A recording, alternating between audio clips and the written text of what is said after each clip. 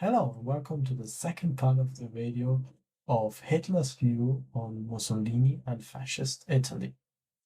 Let's directly begin with kind of a difference between the both. Italy, or Mussolini, was very focused on cultural nationalism, so it was not racism per se. However, Hitler was very much into that biological racism. So we see already a key difference there, and only under pressure from Hitler, Mussolini actually implemented racial laws also in Italy. From his own, he had not really the interest of implementing those. The Italian racial laws were implemented in 1938, and they targeted especially the Jews and other minorities. However, they were by far not as severe as the German ones, and Mussolini kind of ignored them himself. He had a Jewish mistress at that time. For this, I will directly quote from Hitler's table talk. Mussolini has made progress, but he does not fully understand the Jewish question. The Italians lack the racial clarity of the Germans. They tolerate Jews, they intermarry, they weaken their blood. This is a flaw that will undermine them. So Hitler actively tried to push Mussolini and Italy to stricter race laws. However, Mussolini was not an anti-Semite and was not fully for the idea of having stricter race laws in Italy. So he kind of resisted against that, and Hitler was quite frustrated by this, weakening his belief that Italy was really the right ally to have. William Shirer wrote about that Mussolini only conducted his race laws to basically appease Hitler, while he was never fully convinced by the idea of race laws. This division became very evident during the Holocaust. The Italians did transfer some Jews to Nazi death camps, which actually happened, but especially after 1943, the Italians kind of resisted against that. While Mussolini, to appease Hitler, obviously tried to push it a bit in Italy, the Italian officials, like statesmen, police, etc., actually sheltered Jews and saved thus thousands of Italian Jews from avoiding basically going to the death camps. And this really, really frustrated Hitler on because he really said then that this was due to their racial inferiority. So he basically said there that the Italians were not on the same racial level as the Germans because they were kind of already infected by this Jewish blood. So, 1943, the Allies defeated the Germans and the Italians in North Africa and invaded Sicily, pushing further and further into Italy. The Italian king arrested then, or let his people arrest Mussolini.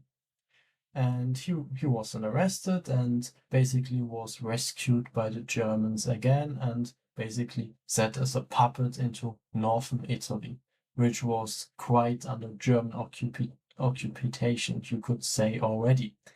However, Hitler was not happy with Mussolini because he saw again that Mussolini was too weak actually to kind of have his people under power, and he really was of the opinion that he should have never let the king have any power at all, because this was his proof for him. The king was able to depose Mussolini, and this was a weakness of Mussolini out of Hitler's view. So Hitler was more and more, towards the end of the war, very annoyed by Mussolini and saw him as a real weakling, we could already say. However, in open speeches and in the openness, Hitler still supported Mussolini. He did not really abandon his ally. He said it was not Mussolini's fault, it was the fault of his people. His people let Mussolini down.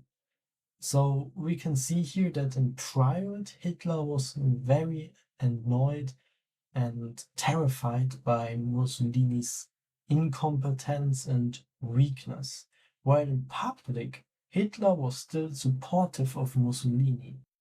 So let's come to the ideological differences. They became especially evident during Hitler's table talks, where he basically spoke about what he really thought of his Italian ally. And well, his first observation was that in Italy, the population, there were many revolutionaries, but the government was full of reactionaries, out of his view. And this was the opposite in Germany.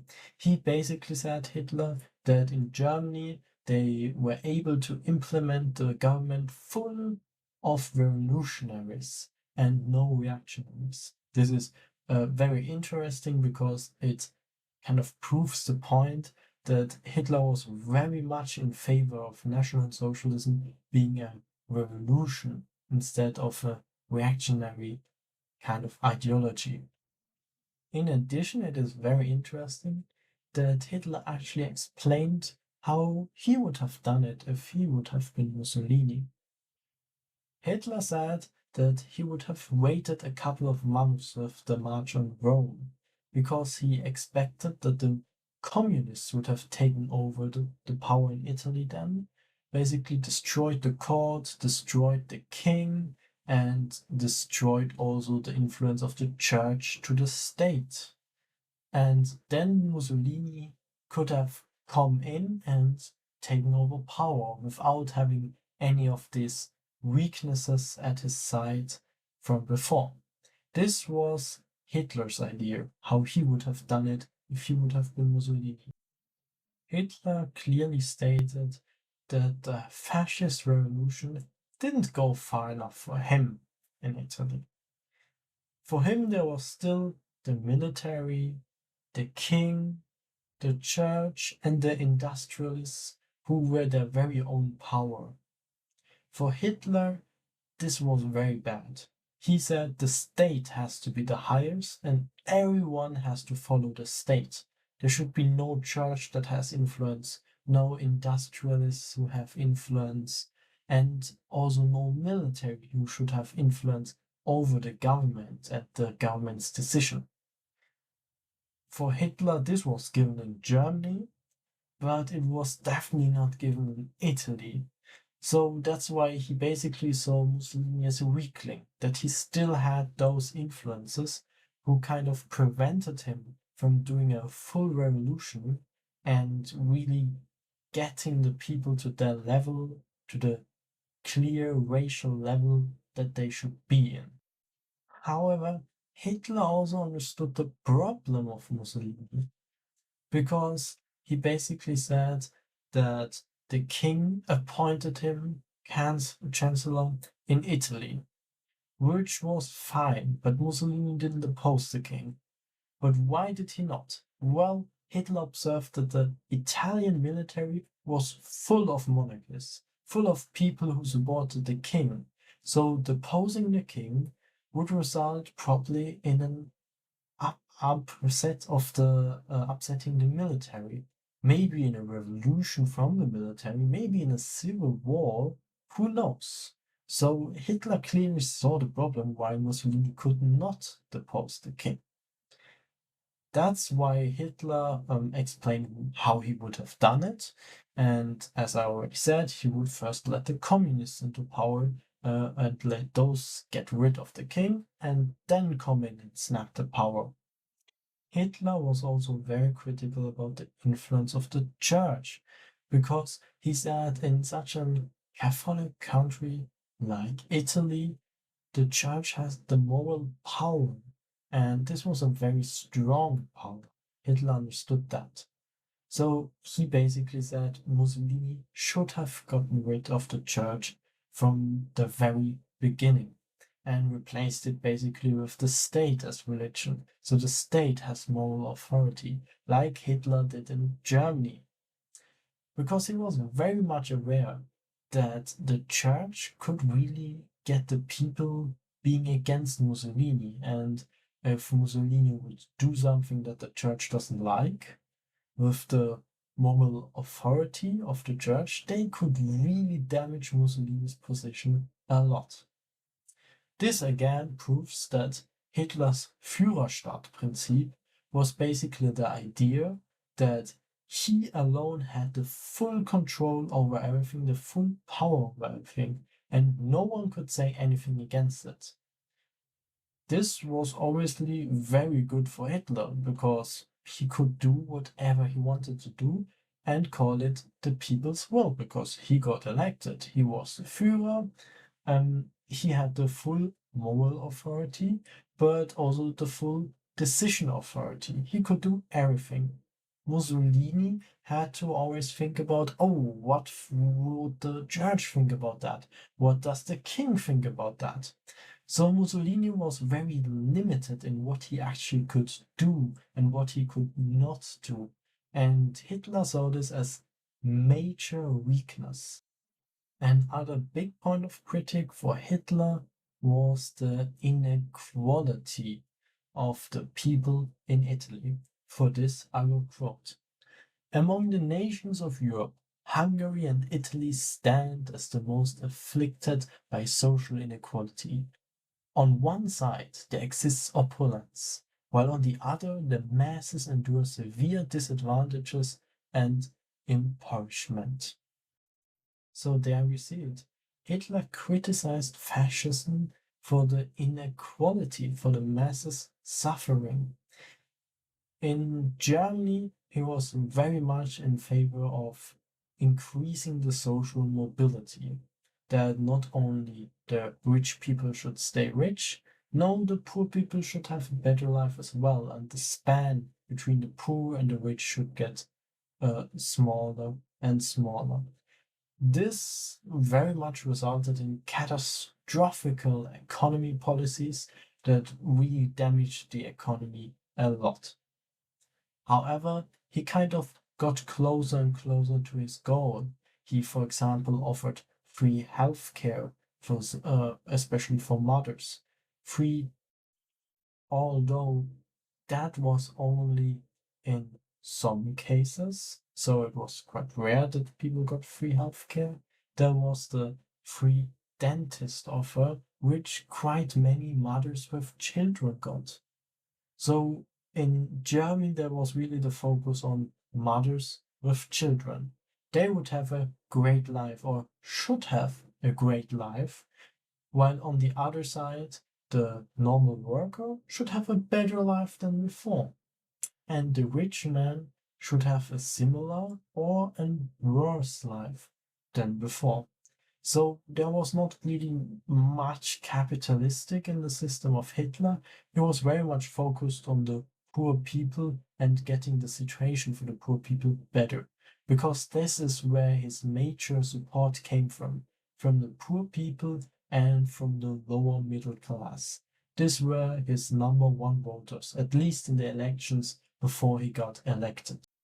So he very much criticized that there was no Volksgemeinschaft in Italy, there was no people's community where they would help the poor people a lot to make their life better. This was a very high criticism of Hitler towards that topic. And he saw that a result of the industrialists, the aristocrats still having influence and power in Italy. So this was the reason for their weakness, Hitler thought. Hitler's overall assessment of Italian fascism was that it was half fascism, it was not full, because for him the revolution was only half complete. There are still institutions in Italy that limited the power of the Duce and his allies. And this was why Hitler saw all these bad things in Italy happening. He said it is because the revolution is not fully finished. If Mussolini would have finished the revolution fully and got rid of the church, the industrialists, the aristocrats, and the king, then Mussolini would have a great, larger power in Italy, and these bad things would not be happening. However, he also acknowledged that he had a similar problem in Germany, and this was the nobles in the Wehrmacht. This was a huge problem for him because there were still many noble and high-born people in the Wehrmacht, generals, etc. And they often were not fully convinced by Hitler. And we see that, for example, at the Stauffenberg assassination plot. Stauffenberg was also a nobleman. We saw it before in 1938. Wehrmacht officers or generals, which were noble, tried to kill Hitler or at least arrest him and kind of create a civil war in order to get rid of Hitler. So we see the nobles within the German military, within the Wehrmacht, were even a danger to Hitler. And he saw all these problems and he understood why why Mussolini had the problem to get rid of it, because he himself had quite some trouble with it. He worked towards it, he created the SS, which was basically very, very handy for him because there he could just implement basically generals that were of the party and were ideological compatible with the government, so they would die for him and they would never be against him. At the same time, he tried to kind of kick the noble generals slowly out of their positions and replace them with real National Socialists. This was his way of dealing with it. However, he didn't even achieve that at the end of the war. He would have taken many, many years to actually get full control over the Wehrmacht. So there we see Hitler had the same problem, and he acknowledged that it was very hard to get rid of the nobles in the army. Now I will quote again. Until the Duce succeeds in getting rid of this aristocratic mafia, he won't be able to appoint a general elite to the highest posts. This mafia is every bit as base as the German underworld. It's composed of cretins who, however, are not so cretinous as not to have a sense of what gives other people their superiority. The activities, although purely negative, are nonetheless effective, for these are the people who prevent the best men from gaining access to the highest posts. And this conspiracy is what paralyzes the Duce's efforts. So Hitler basically said that the situation in Italy would not improve until Mussolini, got rid of the monarchists, the aristocrats, and the church. Until then, Italy could not improve. Italy would stay weak and the race would stay inferior. So Hitler didn't really have the highest opinion of how Italy was at that point. He saw the potential. He said if Mussolini would have the free hand and could do whatever he wanted to do, then it could get great, because he still saw in Mussolini a good man with good intentions, but he saw in him also a weakling who was not able to press his way through and eliminate his enemies. And until that would happen, he was weak and Italy was weak. And this was really what kind of annoyed Hitler a lot, because he saw the possibility of having a strong ally, but he just didn't have it. Instead, he had to help his ally out all the time. He saw these powers as undermining the revolution, the national revolution, the fascist revolution. But as well, he saw the problem of these aristocrats and industrialists to shape the people as well. He said they corrupted the normal people, the workers, and made them weak and made them think that it's all right to basically kind of mix their blood with other races, which was very, very against Hitler's beliefs. So, from Hitler's standpoint out, the weakness of the Italian nation was the aristocrats, the industrialists, the church. So yes, overall, Hitler saw a big difference between fascist Italy and National Socialist Germany. He saw a big difference why Germany was so strong and Italy was so weak. But the question now is, and I want to look at this as the last part of this two videos, is what did Hitler think before he committed suicide? Because we have his political testament, and in this he basically wrote about all the mistakes he did during his time in government. And he also talked or wrote about Italy. So I will quote for you again.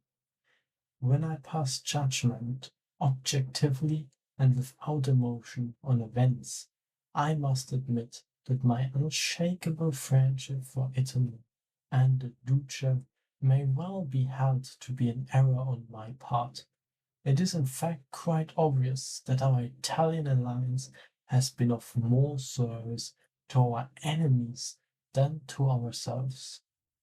If in spite of all our efforts we fail to win this war, the Italian alliance will have contributed to our defeat. The greatest service which Italy could have rendered to us would have been to remain aloof from this conflict. So we can see that Hitler, at the end of his life, actually saw that the alliance with Italy may have been a great mistake from his side, because Italy was from so weak, and they rather contributed to the loss of the war than to the winning of the war. So we can clearly see that Hitler didn't have the best opinion of Italian fascism in the end. Especially Hitler criticized the Italian military for being a source of embarrassment for us everywhere. So you can see that he was actually embarrassed by the Italian military capabilities, which had a profound impact on the war effort in the end. In the end, Hitler said, the Italians lack the German spirit. They falter under pressure and abandon their leader, which is not a very positive saying about their allies. For this, I will quote again out of the Testament. Our Italian allies has been a source of embarrassment to us everywhere. It was this alliance, for instance, which prevented us from pursuing a revolutionary policy in North Africa. Had we been on our own, we could have emancipated the Muslim countries dominated by France, and that would have had enormous repercussions in the Near East, dominated by Britain and in Egypt. All Islam vibrated at the news of our victories, but the presence of the Italians at our side paralyzed us. We created a feeling of malaise among our Islamic friends, who inevitably saw in us accomplices willing or unwilling of their oppressors. So we can again see that Hitler very much criticized his alliance with Italy. They were more hindering them than actually helping them to achieve victory. Hitler was of the opinion that without Italy, they could have created revolutions in North Africa and thus created countries like in Muslim countries that could have been their allies and could have basically destroyed the whole domination of Britain and France of Northern Africa. This would help enormously the German war effort.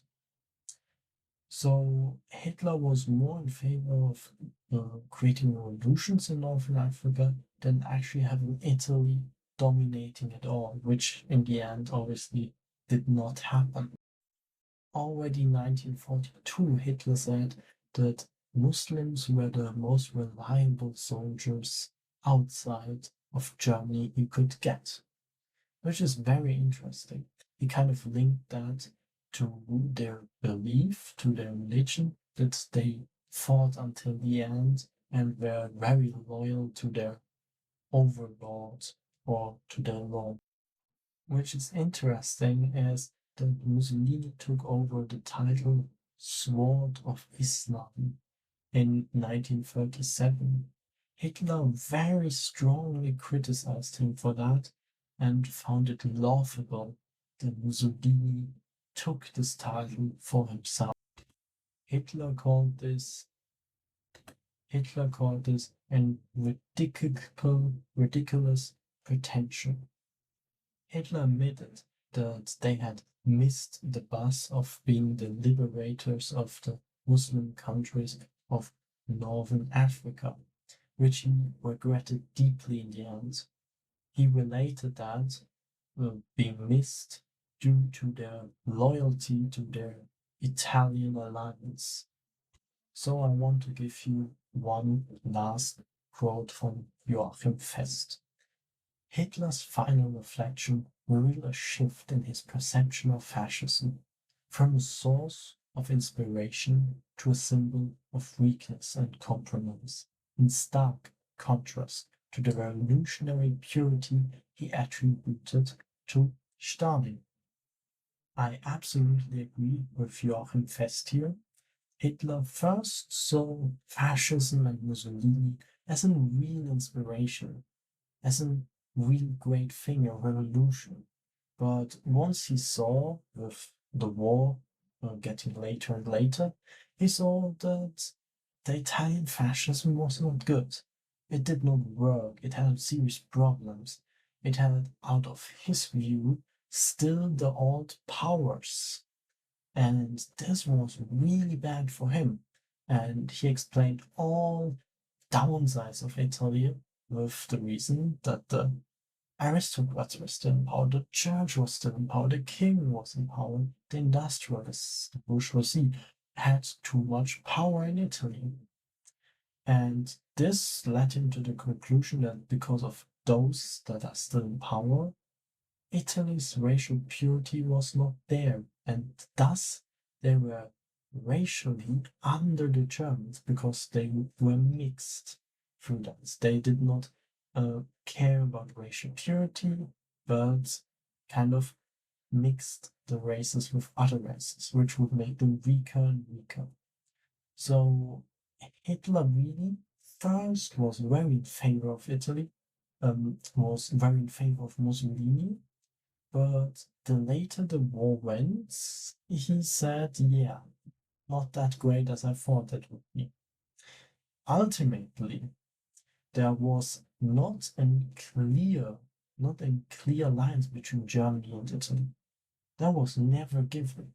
This alliance only occurred because of Britain and France bullying both and isolating them from international policies. Thus, they kind of found to each other. First, they were enemies when it came to Austria, but then they saw the necessity to go together, fight together against the Allies, because both of them wanted to expand, and they did not really cut their area of influences apart from Austria, which then was decided to go to Germany. So it was a likely alliance in the end, just because of Britain and France. Later in the war, Hitler regretted the alliance and saw all the downsides of Italy. He even was still openly in support of his Italian allies because he wanted them to fight on and didn't want the people to think, oh, this was a mistake. but in private, he deeply regretted the alliance with Italy and saw several other opportunities that could have been seized if they would have not been allied with Italy. However, ultimately, fascism and National Socialism are two different worlds. One is really against church, one is very revolutionary, one is against capitalism in the sense we know it, and one is against all the bourgeoisie. Italian fascism is for the church, is for the king, and it's for the industrialists and bourgeoisie. Italian fascism has no real racism but just deep nationalism, while German National Socialism has a deep biological racism. And this is also a great difference. So we can see that the two different ideologies that many people think are one and the same are in reality very different apart.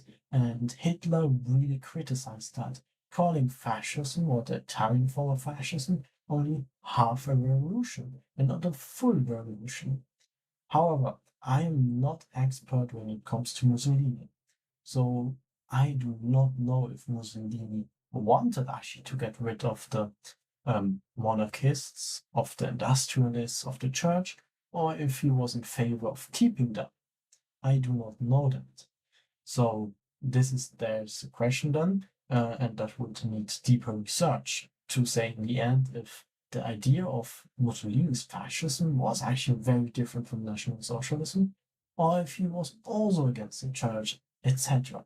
However, from what I could research until now, I did not really see that Mussolini would have wanted the king deposed, the church, and get stripped of power and a socialist economy. I do not find that, but it could still be evident. If you know more, write it down in the comments. I would love to hear about it. Maybe I can do a video about it in the future. So I hope you liked the video. I hope you could learn something from it. And I wish you all a great day and bye for now.